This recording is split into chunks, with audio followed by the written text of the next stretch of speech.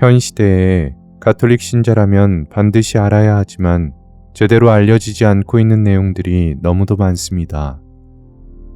그중 출판이 꼭 필요한 책들이 있어 번역 작업과 교정을 보며 하루빨리 출판될 수 있도록 서두르고 있습니다.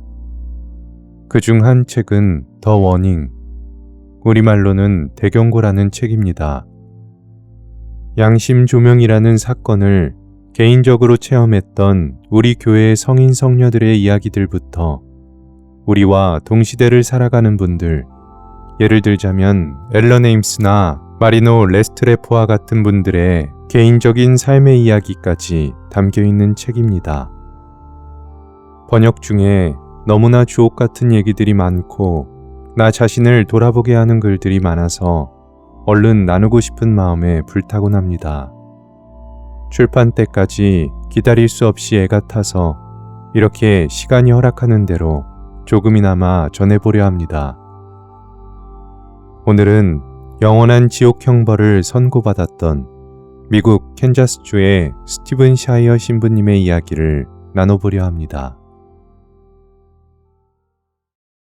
지옥 선고를 받은 사제. 나는 1973년에 캔자스주 위치타 교구에서 사제품을 받았다. 사제 생활 첫 12년 동안 내 사목은 하느님 백성을 섬기는 일에 중심을 두고 있지 않았다. 오히려 하느님 백성이, 특히 나의 동료 성직자들이 바로 나, 샤이어 신부가 하는 일들에 대해 어떻게 생각하는가에 초점이 맞추어져 있었다. 나는 동료들에게 배척당하는 것을 견딜 수 없었고 그들과 어울리는 사람들 중 하나가 되고 싶었다. 내 깊은 곳에는 내가 마땅히 되어야 할 그런 사제가 아니라는 억눌린 생각이 있었지만 나는 몇몇 계명을 어긴 나의 배신을 친절함이라는 달콤한 거칠애로 감추었다. 그 결과 사람들은 내가 좋은 사제라고 생각했고 나 역시 내가 일상의 삶을 아주 잘 꾸려가고 있다고 확신하고 있었다.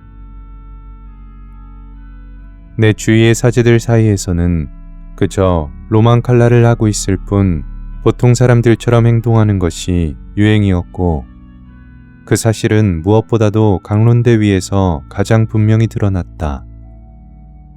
우리는 도덕과 교리를 선포하지 않았고 교회가 본질적으로 무엇을 위한 것인지 곧 영혼을 구원하는 일이라는 것을 선포하지 않았다. 우리는 사람들이 들어야 할 것을 말하는 대신 사람들이 듣고 싶어 하는 것, 곧 평화와 사랑과 기쁨을 선포했다. 인기가 없는 사제는 하느님 도와주세요 할 처지에 놓였는데 이는 곧 헌금이 들어오지 않는다는 뜻이었기 때문이다. 그리고 나는 캔자스의 작은 마을 프레도니아에 자리한 본당, 거룩한 성심 성당의 주임사제였다. 어느 날 본당에서 겪고 있던 문제에 대해 한 동료 사제의 조언을 구하기로 했고 그래서 약 86마일 떨어진 위치타로 가게 되었다. 그곳까지 가장 빨리 가는 길은 96번 고속도로였는데 그 길은 위험하고 구릉이 많았으며 갓길도 없고 대형 트럭과 화물차의 통행이 매우 잦았다. 그날 오후 4시쯤 나는 동쪽으로 차를 몰아 집으로 돌아오고 있었다. 그리고 그것이 내가 마지막으로 기억하는 일이다. 나는 캔자스주 허친슨에서 오던 세 사람이 타고 있던 픽업 트럭과 정면으로 충돌했다. 안전벨트를 매고 있지 않았던 나는 차 밖으로 튕겨나가 땅에 세게 떨어졌고 사고 현장에서 의식을 잃은 채 누워 있었다.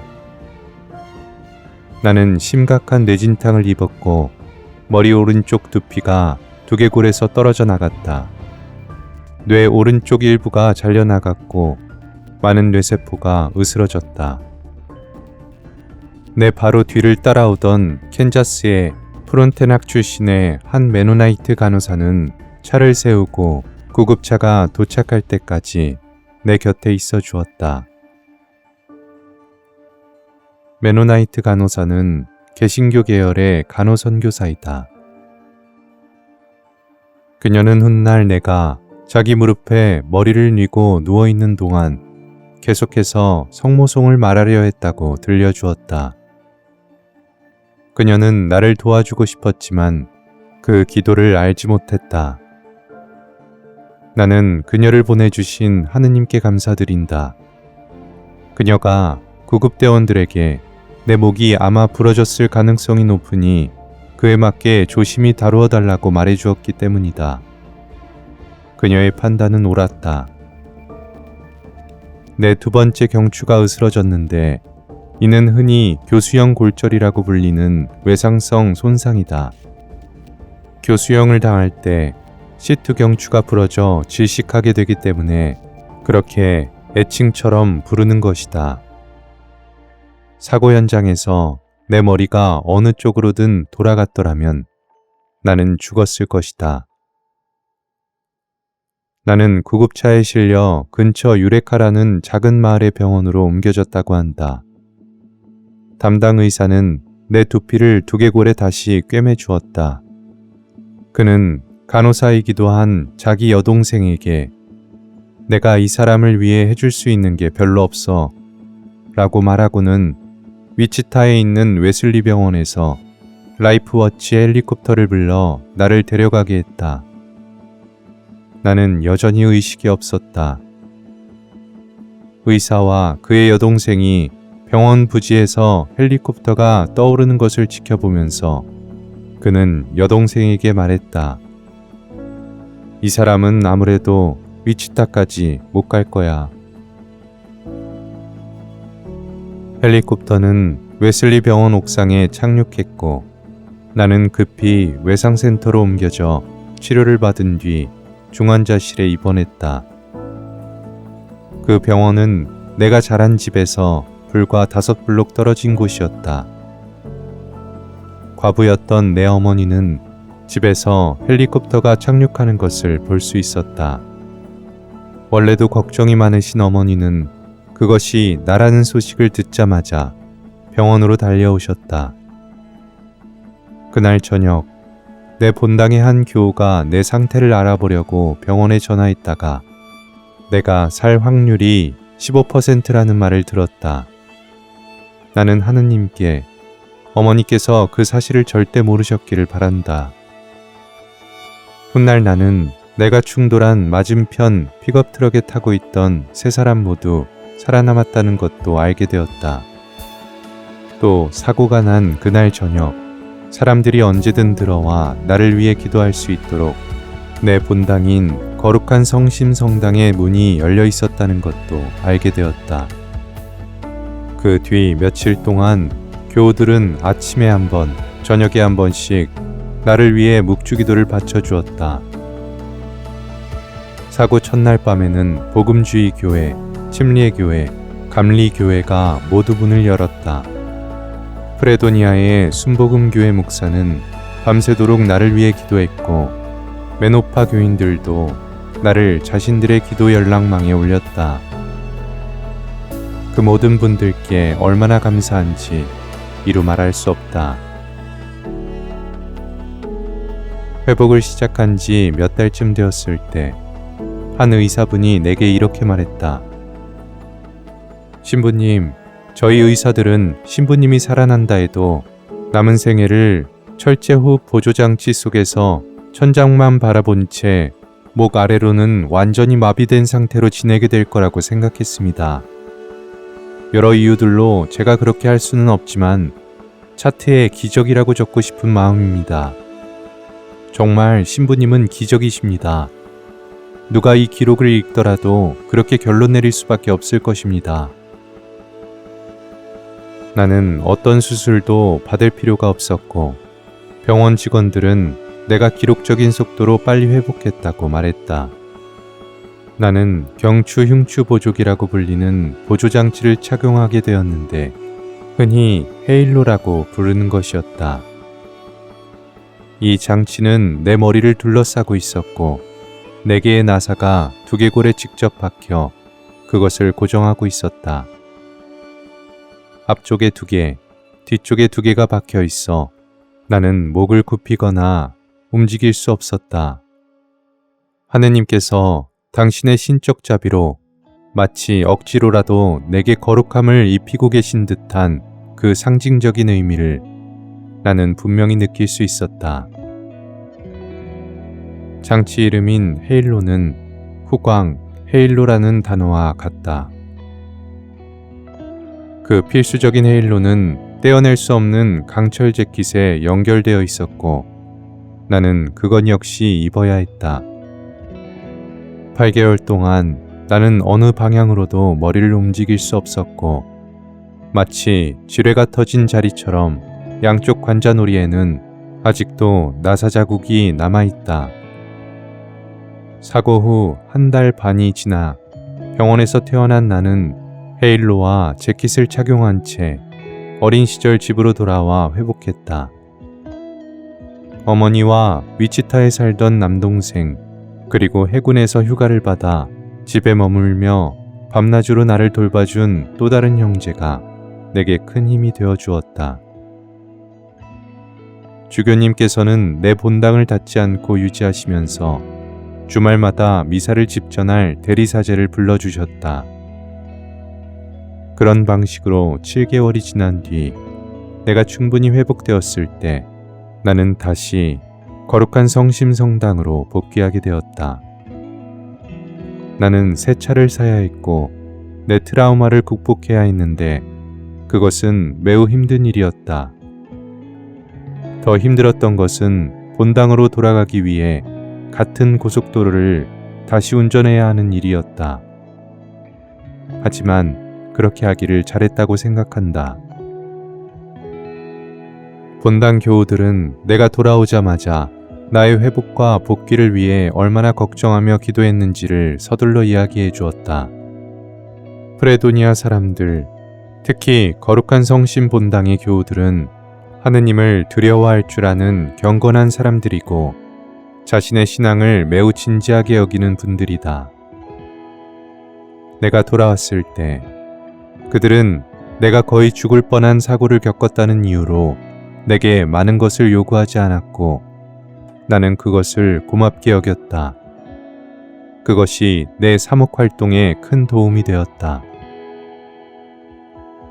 돌아온 지 얼마 지나지 않아 어느 평범한 평일 미사 중에 루카복음 13장 6절에서 9절을 읽기 시작했다.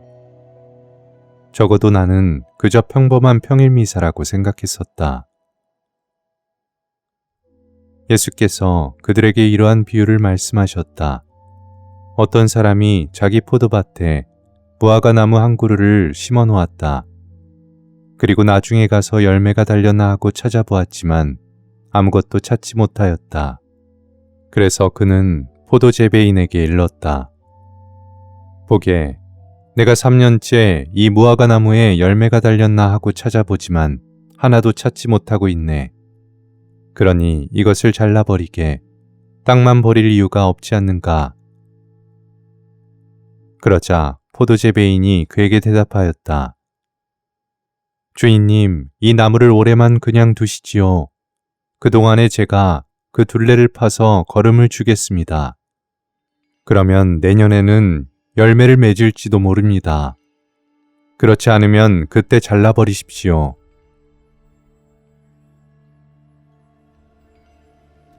내가 미사 독서집을 읽고 있을 때 매우 놀랍도록 초자연적인 일이 일어났다. 나는 독일인이라 적어도 내가 알기로는 이런 일은 일어나지 않는 법이었다. 내가 읽고 있던 그 페이지가 환히 빛나며 커져서 독서집에서 떨어져 내 쪽으로 떠올랐고 동시에 나는 어렴풋이 어떤 대화가 오갔던 기억이 되살아나기 시작했다. 나는 애써 침착함을 유지하며 가능한 한 평소처럼 미사를 마친 뒤 사제관으로 물러나와 안락 의자에 털썩 주저앉아 안절부절하며 커피를 4잔쯤 들이켰다. 왜? 나는 궁금했다. 하필 이 복음이 이렇게 많은 기억을 되살려냈을까? 그리고 도대체 무슨 기억이란 말인가? 그때 갑자기 모든 것이 되살아났다. 정말로 대화가 오갔던 것이다. 그것은 사고 직후 내 몸이 의식 없이 누워있던 바로 그때 일어난 일이었다. 나는 하느님의 옥좌 앞으로, 예수 그리스도의 심판대 앞으로 끌려갔던 것이다. 나는 그분을 보지는 못했지만 그분의 목소리는 들었다. 그 다음에 일어난 일은 시간이라는 관점에서 보자면 순식간에 일어났다.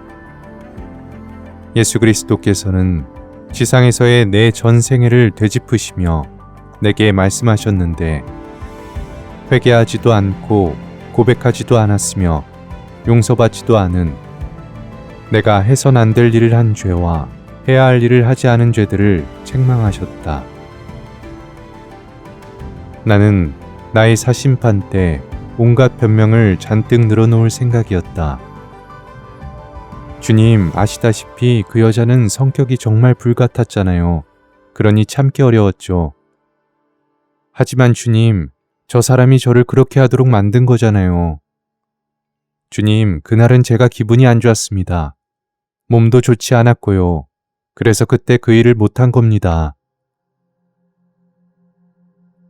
하지만 진리 그 자체이신 분 앞에서, 심판대 앞에 홀로 서 있을 때는 변명이라는 것이 존재하지 않았다. 반박은 불가능했다. 각각의 잘못에 대해 나는 쉽게 동의할 수밖에 없었다.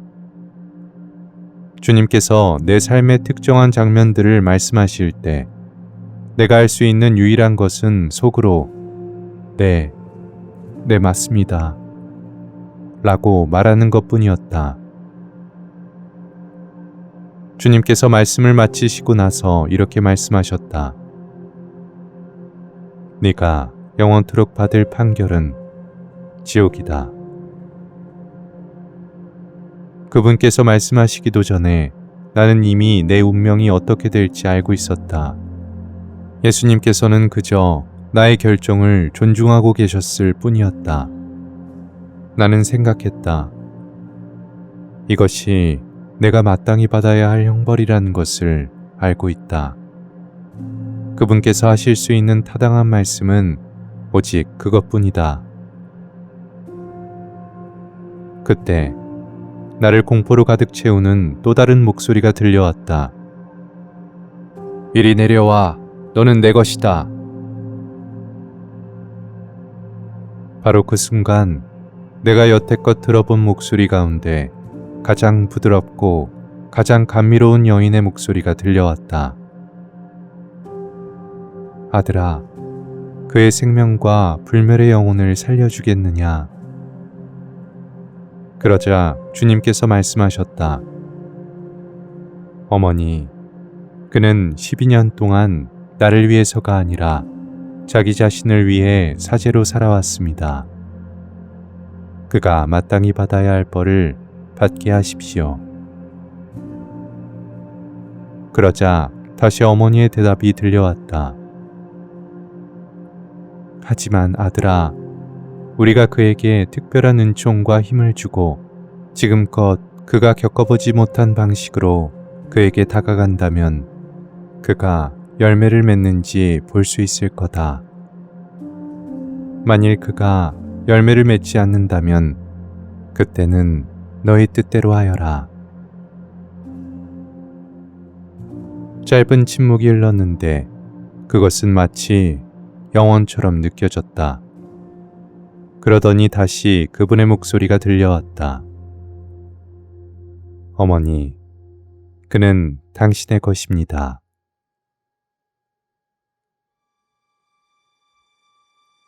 그때 이후로 나는 성모님의 것이 되었고 그분께서는 내게 모든 것이 되어주셨다.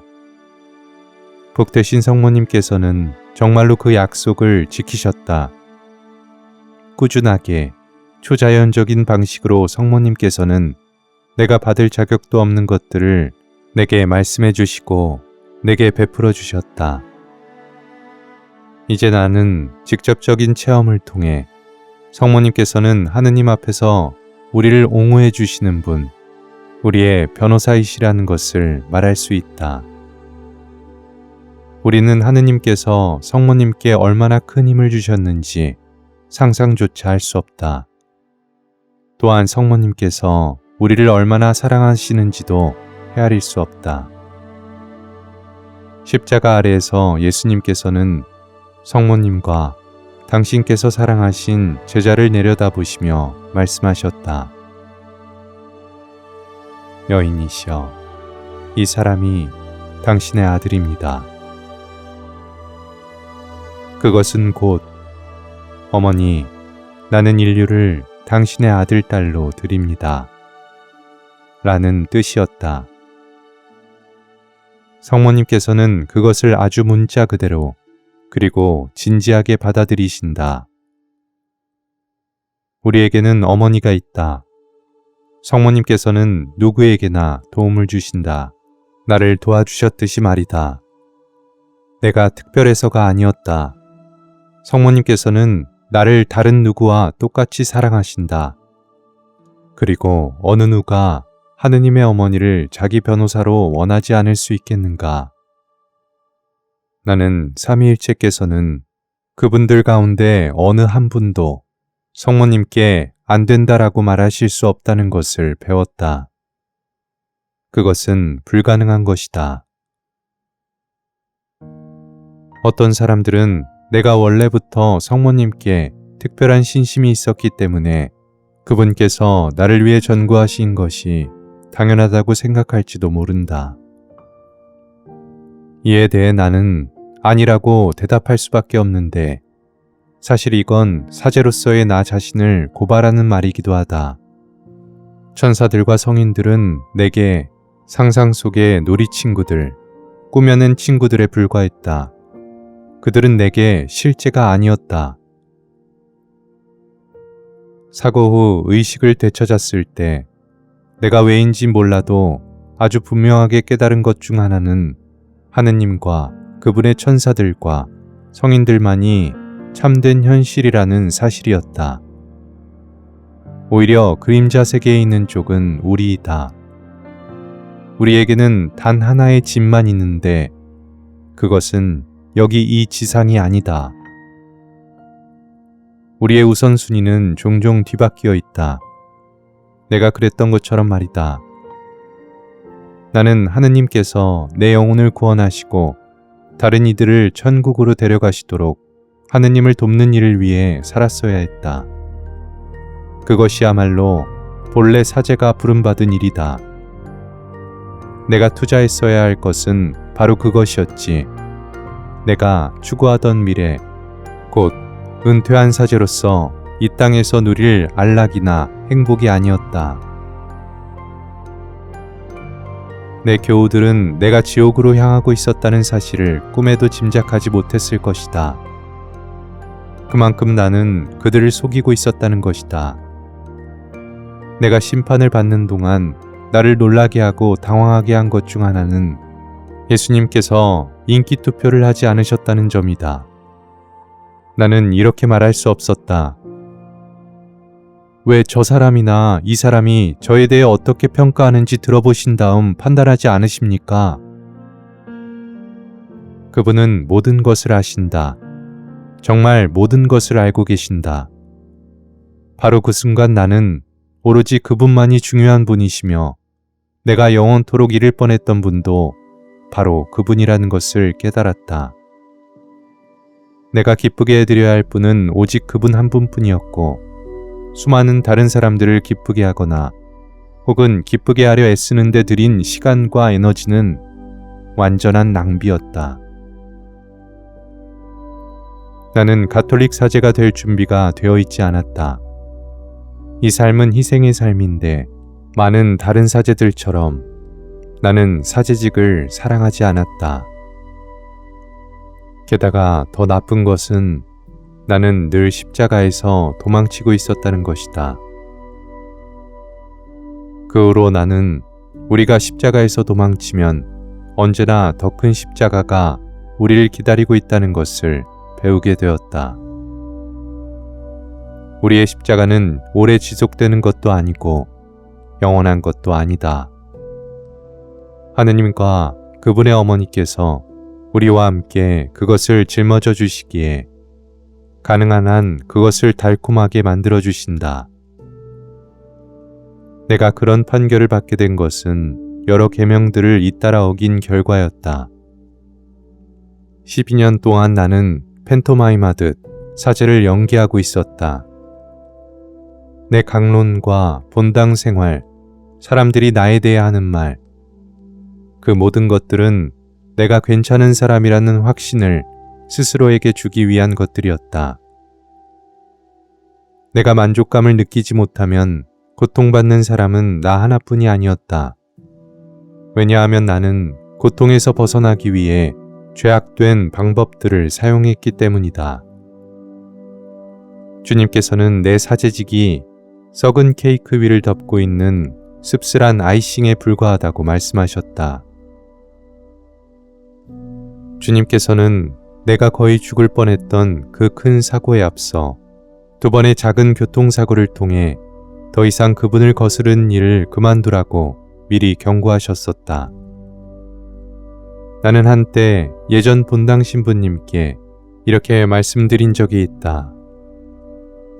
또 다른 사고가 올 것 같은데 다음 사고는 큰 사고가 될 것 같습니다. 그리고 실제로 그렇게 되었다. 주님께서는 당신만의 여러 방식으로 내게 경고하셨지만 나는 내가 누리고 있던 쾌락 때문에 일부러 듣지 않았다. 그리고 그분께서는 그것을 나에게서 억지로 빼앗아가려 하지 않으셨다. 결코 빼앗아가려 하지 않으셨다. 나는 내가 대제 중에 있다는 것을 분명히 알고 있었다. 나는 고해성사를 정기적으로 보고 있었지만 그것은 그저 마치 화재보험과 같은 것이었기 때문에 아무런 변화를 만들어내지 못했다. 전능하신 하느님께서 영원한 지옥살이로 위협하시는 것은 유감스러웠지만 내가 마땅히 사랑해야 할 분께 상처를 드렸다는 사실에서 오는 종교적인 슬픔은 느끼지 못했다.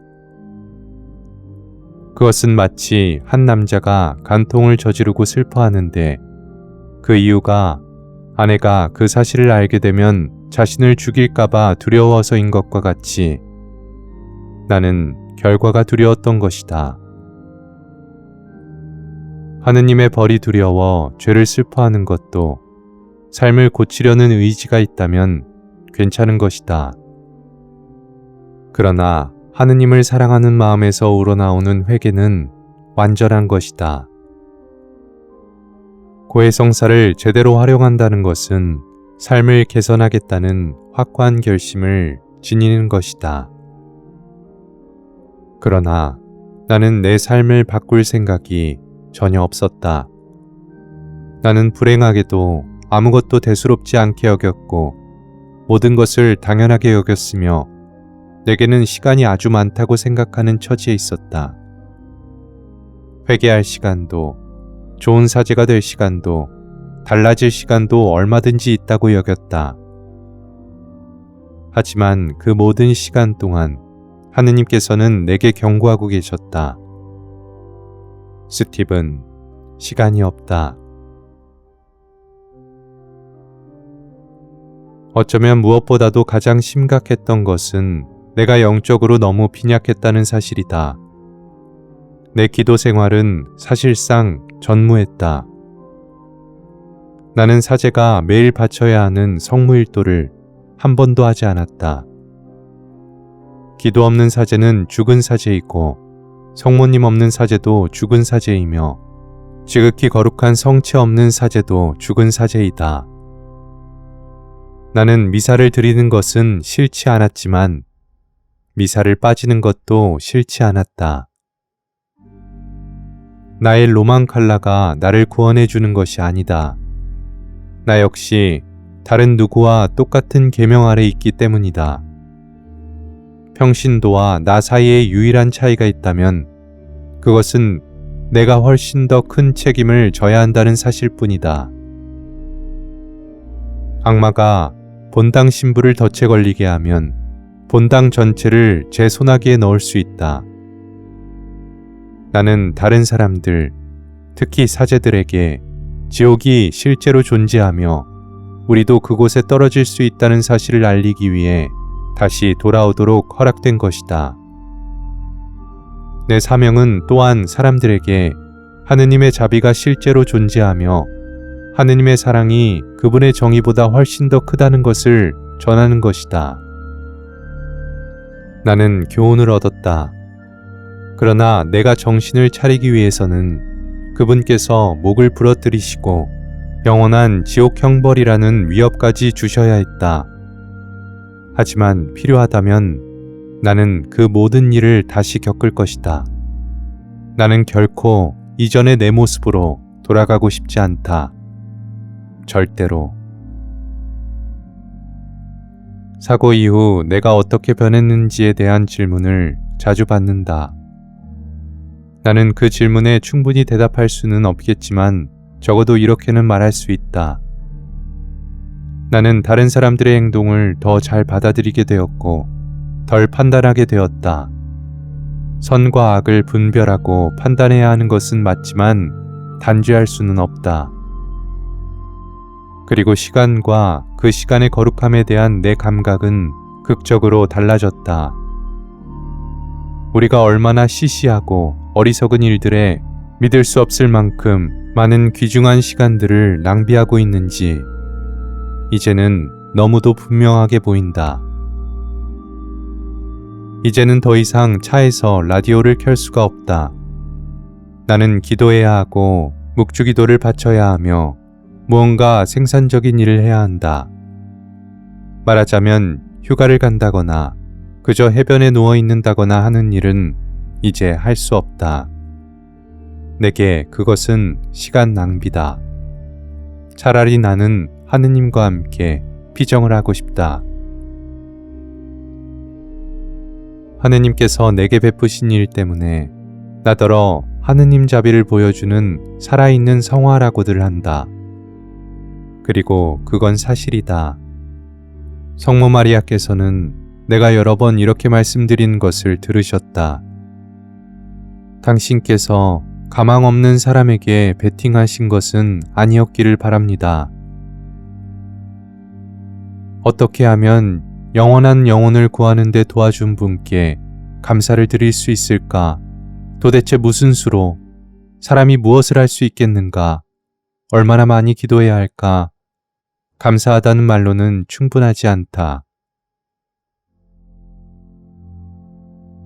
내가 구원받은 그날 이후로 25년이 지났지만 나는 여전히 더 나은 사제가 되려고 애쓰고 있다. 그저 노력하고 있다는 말밖에 내가 할 수 있는 말이 없다. 나는 늘 내가 더 할 수 있을 것만 같다. 이제 나는 내 구원에 대해 그리고 내가 옳은 일을 하고 있는지 아닌지에 대해 훨씬 더 마음을 쓴다. 가능하다면 나는 다른 이들보다도 더 열심히 일해야 할 것만 같다. 나는 매일 아침 일어나 이렇게 기도한다. 사랑하올 하느님, 저를 붙들어 주소서. 당신 뜻을 행하도록 도와주소서. 사람들은 예수님이나 성모님을 받거나 들은 이들은 다 된 것이나 마찬가지라고 쉽게 생각한다. 그러나 그렇지 않다. 그들에게는 책임이 따른다. 하느님께서는 선물을 주시지만 아무런 의무도 없이 주시지는 않는다. 그분께서는 보답을 바라시기 때문이다. 나는 하느님께서 내가 그 기대에 부응하기를 바라신다고 믿는다. 지금이야말로 진리를 말해야 할 때다.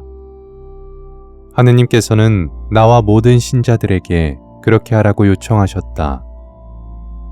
진리를 말한다는 것은 대가를 치른다는 뜻이다. 미움을 받고 험담을 당하고 조롱을 당하거나 외면당하는 것, 곧 내가 예전에는 무슨 수를 써서라도 피하려 했던 동료들의 배척과 같은 것 말이다. 우리는 오직 고통을 통해서만 종교적 가치들을 깊이 알고 그것을 몸으로 살아낼 수 있다. 그것은 일종의 순교다. 피를 흘리지 않는 순교. 우리 모두는 순교자로 부름받았다. 우리는 순교자가 될 수 있고 또 그렇게 될 것이다. 이제 나는 과거처럼 하늘의 호소를 못 본 채 하지 않는다. 요즘 내게 가장 큰 걱정거리는 대다수의 사람들이 우리가 어디로 향하고 있는지 경고하시는 성모님께 전혀 주의를 기울이지 않는다는 사실이다. 일본 아키타에서 발현하신 성모님께서는 더 이상 당신 아드님의 강한 팔을 붙들어 둘 수 없다고 말씀하셨다. 쌍둥이 빌딩 테러는 우리에게 경종을 울리는 사건이었다. 하지만 우리는 그 경고에 귀 기울이지 않았다. 더 많은 일들이 닥칠 것이다. 하느님께서는 우리를 당신 앞에 무릎 꿇도록 이끌고 계신다. 그리고 우리가 그 자리에 그대로 머물러 있기를 바라신다. 우리 주 예수님의 자비는 그분의 정의보다 훨씬 더 크다. 그러나 그토록 참을성 있으시고 자비로우시며 사랑이 넘치시는 그분께서 성녀 파우스티나를 통해 아직 그분의 자비를 누릴 수 있을 때 그것을 최대한 활용하라고 우리에게 말씀하셨다. 우리 모두에게 남은 시간은 얼마 없다. 그분께서 심판자로 오실 때에는 이미 그분의 자비를 입기에는 너무 늦었다. 복되신 동정 마리아께서는 우리에게 그저 경고만 하시는 것이 아니라 어떻게 천국에 이를 수 있는지에 대한 아주 구체적인 계획을 제시해주고 계신다. 곧 마음에서 우러나오는 기도, 특히 묵주기도이다. 성모님께서 그만큼 우리를 염려하신다는 뜻인데 사실 그건 조금도 놀라운 일이 아니다. 우리는 그분의 자녀들이고 그분께서는 우리가 이해할 수 있는 것보다 훨씬 더 깊이 우리를 사랑하시기 때문이다. 마침내 나는 그것을 알게 되었다.